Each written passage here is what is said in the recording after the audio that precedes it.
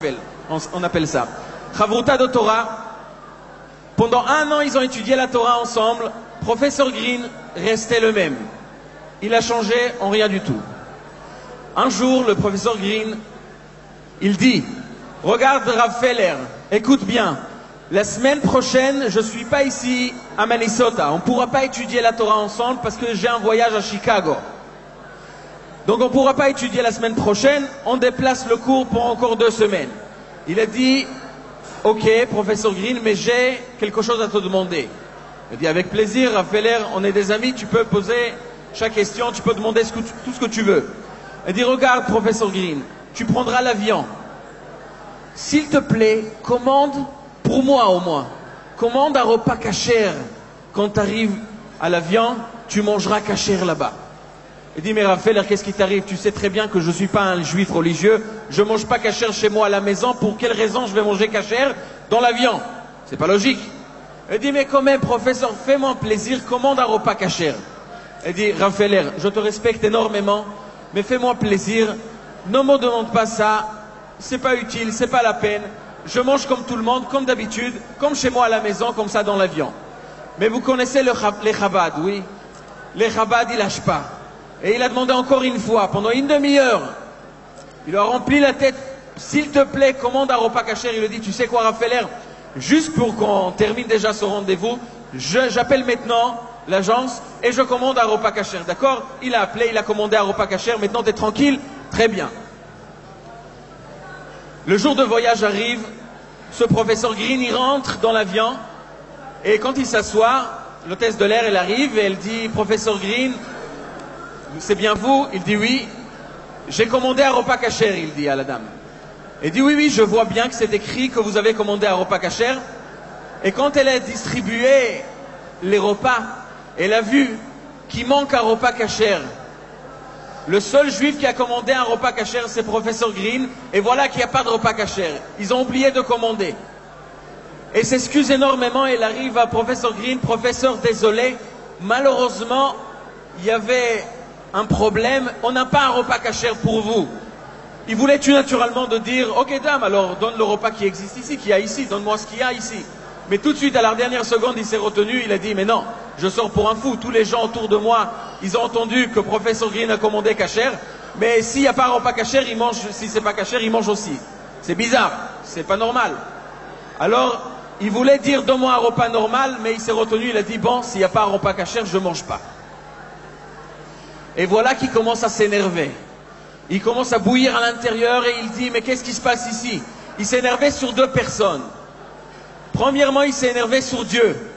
Mais toi, Kadosh Baruch Hu, pour la première fois de ma vie, je veux manger kasher. Tu ne peux pas aider. Tu ne peux pas être avec moi. J'ai commandé un repas kasher. Donne-moi un repas kasher. Non, tu essayes de me donner une épreuve. Non, je ne te donne pas un repas kasher. Si c'est comme ça, alors on termine la relation entre moi et toi. Mais deuxièmement, il s'est énervé surtout sur Rav Feller, le Rav qui lui a convaincu de commander un repas kasher. Et il a dit, mais c'est quoi ce Rav? Je ne voulais pas commander un repas kasher. Pour quelle raison il m'a convaincu? Comment il a pu me pousser à commander un repas kasher et maintenant j'ai faim, je ne peux pas manger? Et comme ça, il s'est énervé durant tout le voyage. Quand il a atterri à Chicago, c'était 2 heures du matin. Et il était tellement énervé, tellement faim qu'il voulait manger.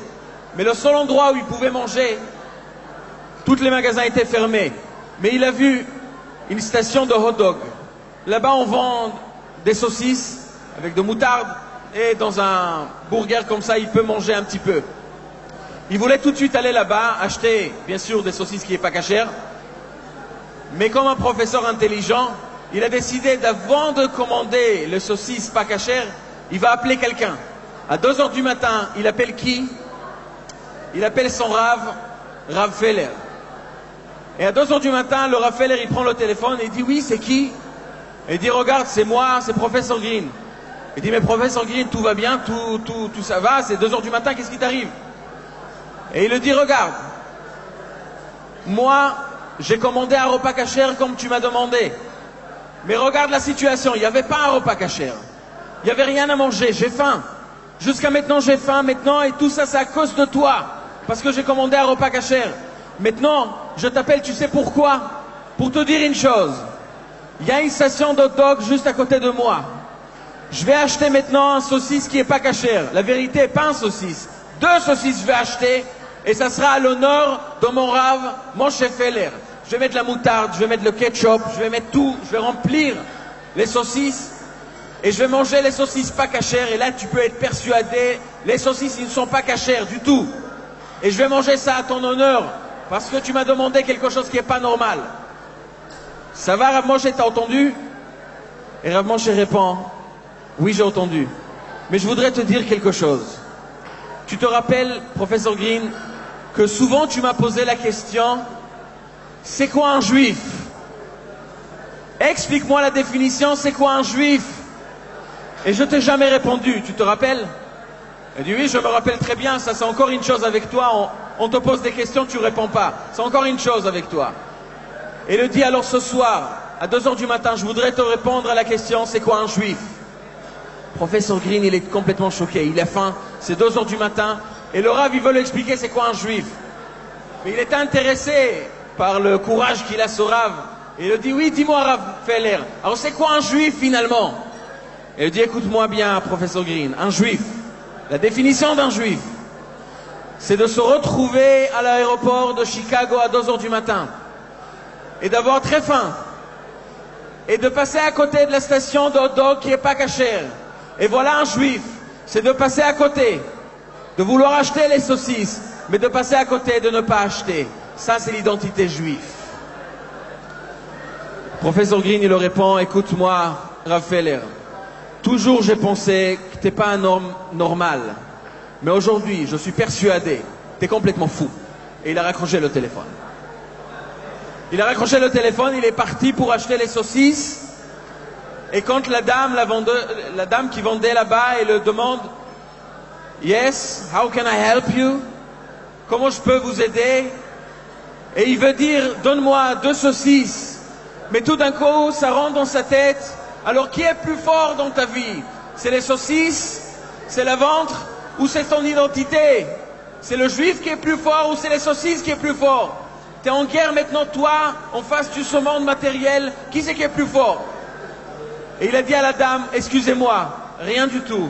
Il a passé, il sortait de l'aéroport. Et quand il sortait de l'aéroport, il a passé la porte. Il a pris sur lui une décision qu'à partir d'aujourd'hui, il mangera que cachère. Chez lui à la maison, dans chaque voyage qu'il va faire, il va manger que cachère. Parce qu'il est juif, parce qu'il est plus fort que tout. Parce que l'identité juive, elle est plus forte que le monde matériel. Admor Azaken, celui qu'on fête ce soir, le jour de sa libération, il a écrit tout un livre qui s'appelle le livre de Tanya, pour nous prouver, pour qu'on ait la possibilité de voir notre identité, notre Neshama, que notre Neshama, c'est elle, la vraie identité d'un juif, l'étincelle divine, la partie divine qui est descendue ici sur terre, elle est venue pour une mission très simple mais très difficile en même temps. Un juif, il est venu, et comme ça c'est expliqué dans la Chassidoute, la création de l'homme était différente que la création de tous les animaux, de toutes les créatures qu'on connaît ici dans le monde. La Torah nous raconte que quand Akadosh Baruch Hu, il a créé les animaux, Akadosh Baruch Hu, il les a sortis de la terre, le corps et l'âme en même temps. Les animaux, ils ont sorti comme ils sont aujourd'hui, directement de la terre. L'homme, il n'était pas créé comme ça. L'homme, il était tout d'abord créé par le corps uniquement, sans vitalité, sans l'âme, sans la vie. Et ensuite, Akadosh Baruch Hu a soufflé en lui, Neshama, Vaipach be'apav nishmat chaim, il a donné une âme divine en lui. La Chassidoute pose la question, pour quelle raison? Pourquoi il a créé l'homme de telle manière?